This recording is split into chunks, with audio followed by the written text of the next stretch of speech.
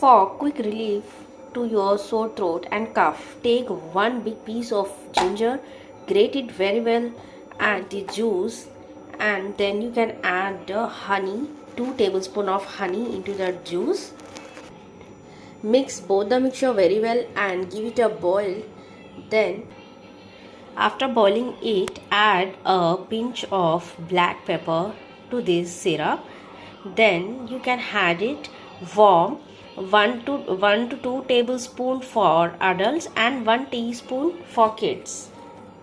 And you can store this mixture for at least 1 week and take it early in the morning or whenever you are getting time.